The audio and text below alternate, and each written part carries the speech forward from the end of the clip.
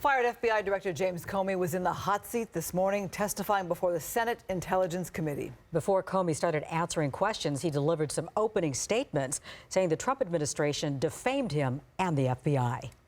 And although the law required no reason at all to fire an FBI director, the administration then chose to defame me and, more importantly, the FBI by saying that the organization was in disarray, that it was poorly led, that the workforce had lost confidence in its leader. Those were lies, plain and simple. Joining us now to talk more about today's testimony is political analyst Brian Sobel. Brian, thank you so much for being here this afternoon. My pleasure. 2.5 hours of explosive testimony. Who would you say the big winners were? Well, I think if you're on one side of the aisle, you got something out of it. If you're on the other side, you got something out of it. I don't know that there was an overall winner. I think both sides, whatever sides we're talking about, can declare victory. All right, Comey, where did he score points in your eyes? Well, I think he was very effective in, once again, demonstrating that he's very good under cross-examination and very calm and very informative, and I think he comported himself very, very well. A couple of things came out that, maybe people are going to take a second look at. For example, his making sure some of his own materials were leaked in Washington, D.C., where everything gets leaked. The one place you'd like to see it not happen is out of the office of the former head of the FBI. Well, he owned up to it. He did. And I guess the question is, he said, I was a private citizen. He felt that he had the ability to do that since he was no longer the director of the FBI. Does this follow him, though? Well, I think so. I think here we are investigating people for leaks in Washington, D.C., and one of the leakers is the former head of the FBI. I don't want to focus on that necessarily, but it's one of the outcomes of today's hearing. That was interesting when he talked about feeling uncomfortable being alone with the president. Yeah, I thought that was a really curious comment. And for whatever reason, he never felt comfortable with President Trump to the extent that he wrote all these memos about his meetings with the president, and yet never did that once in the meetings that he had with President Barack Obama. So that's a very curious thing. He stopped short of saying that he thought obstruction of justice had taken place, but he certainly implied that it had gotten to the edge. How much of this do you think is going to influence what takes place from here on out? Well, we'll see what happens as this investigation goes on. He was exactly, Laura, very careful about obstruction of justice and backed off of that.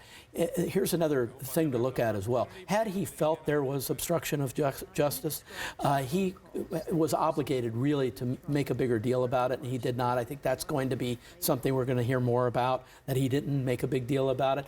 But again, he felt uncomfortable enough to write this stuff down. One time, writing it in his car on the way out. But supporters of the president are saying, look, the president might have indicated he wanted you to go a certain direction, but he never told you to do it. That's correct. And the other thing is, we have to remember, this is a president that has only experience in the business sector. No governmental experience whatsoever. In his world, he probably would call somebody in and say, hey, don't do that, or you are under orders to do this. You get into an office like the presidency of the United States, different set of rules, different ball game, and he hasn't learned that yet. It's such a Machiavellian city, really. It's quite tiny and insular. Yes. So now you have to figure out how to navigate it. Some would say maybe these would just be learning pains. It is, but he's his own worst enemy at times by the tweets and other things. So we hope he learns quickly here. All right, let's learn more about what Comey had to say about the Russia investigation. The Russians interfered in our election during the 2016 cycle. They did it with purpose, they did it with sophistication, they did it with overwhelming technical efforts, and it was an active measures campaign driven from the top of that government. There is no fuzz on that. It is. But overall, what did we learn from that kind of testimony? Well, it's been many months now, and we're still waiting to get some definitive idea of collusion, where the Russians were in all of this.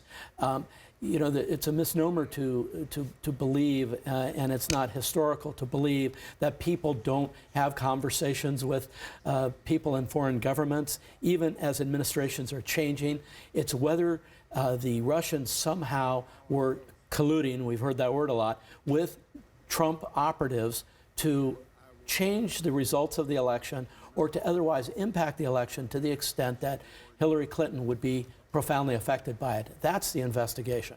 When Mr. Comey was talking about the Russians, I actually thought it kind of gave me a little chill. He said they're coming after us. And he seemed to be saying it doesn't matter if you're a Democrat or a Republican, it's really our entire system that could be in peril. Well, and he went on to say, and it's not just the United States, it's Western Europe. And so if this is true, and it comes out of all these investigations that the Russians are deep into all of these political campaigns and elections around the world where there are democracies, that is a big, big deal. And former Director Comey made that point today.